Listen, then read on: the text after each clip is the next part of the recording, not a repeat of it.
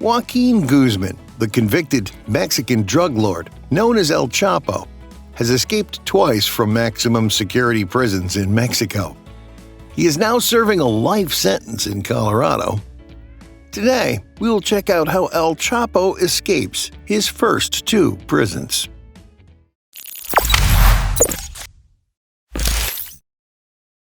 Number 6. El Chapo's escapes. First arrested in Guatemala in 1993, Joaquin "Shorty" Guzman spent nearly a decade in another maximum security Mexican jail before escaping, reportedly in a laundry basket. He was captured for the first time on June 9, 1993 in Guatemala. El Chapo had gone to that country to escape from the police persecution that had been unleashed against him and his gang when Cardinal Juan Jesus Posadas Ocampo died on May 24, 1993, during a shooting between the cartels at the Guadalajara airport. 2 weeks later, El Chapo was arrested on the bridge of Talisman International and later extradited to Mexico, where he spent 8 years in high-level security prison, including that of Puente Grande. He was on the run for 13 years before being held in 2014 after a series of high-profile arrests of associates and covert surveillance by the U.S. authorities. He had been tracked by a special unit of trusted Mexican Marines to a series of safe houses. He was finally found with his family at a seaside condominium in a resort town, Mazatlan. Number 5. 2001. The first escape. During the administration of Mexican President Fox, Guzman escaped on January 19, 2001 from the high-security prison in Puente Grande, Jalisco. El Chapo was hidden in a laundry cart, and then guards directed him to the customs office of the prison. According to the investigations of the Attorney General's Office of the Republic, there were 71 people involved in the escape, among them 15 public servants who took care of the laundry cart and made sure it went up all 3 prison levels. Thus began the 13-year search for El Chapo. While still in prison in Mexico, Guzman was indicted in San Diego on U.S. charges of money laundering and importing tons of cocaine into California, along with his Sinaloa attorney Humberto Lova Castro, or Lawyer Perez, who was charged with bribing Mexican officials on Sinaloa's behalf and making sure that any cartel members arrested were released from custody. After a ruling by the Supreme Court of Mexico made extradition between Mexico and the United States easier, Guzman bribed guards to aid his escape. On the 19th of January 2001, Francisco El Chito Camberos Rivera, a prison guard, opened Guzman's electronically operated cell door, and Guzman got into a laundry cart that maintenance workers Javier Camberos rolled through several doors and eventually out the front door. He was then transported to the trunk of a car driven by Camberos out of town. At a petrol station, Camberos went inside, but when he came back, Guzman was gone on foot into the night. According to officials, 78 people have been implicated in his escape plan. Camberos is in prison for his assistance in the escape. The police say Guzman carefully masterminded his escape plan, wielding influence over almost everyone in the prison, including the facility's director, who is also now in prison for aiding the escape. One prison guard who came forward to report the situation at the prison disappeared 7 years later and was presumed to have been killed on the orders of Guzman. Guzman allegedly had the prison guards on his payroll, smuggled contraband into the prison, and received preferential treatment from the staff. In addition to the prison employee accomplices, police in Jalisco were paid off to ensure he had at least 24 hours to get out of the state and stay ahead of the military manhunt. The story told to the guards being bribed not to search the laundry carts was that Guzman was smuggling gold, ostensibly extracted from the rock at the inmate workshop, out of the prison. The escape allegedly cost Guzman $2.5 million. Number 4. 2014. Recapture in Mazatlan, Sinaloa. After the death of Osama bin Laden, Guzman Loera became the most wanted man by the United States. In this context, El Chapo was captured for the second time on February 22, 2014, in Mazatlan, Sinaloa, where he was apparently attending a party.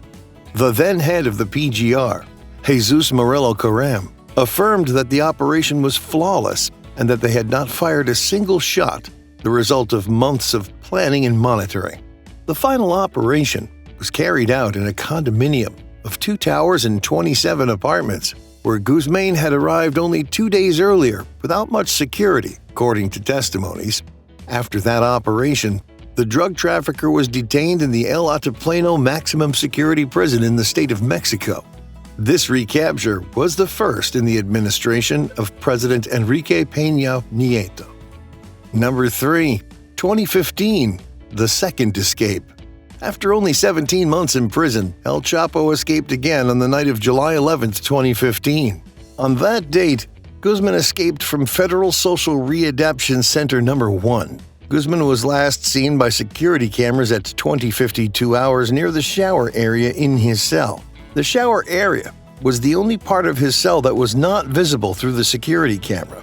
After the guards did not see him for 25 minutes on surveillance video, personnel went looking for him. When they reached his cell, Guzman was gone.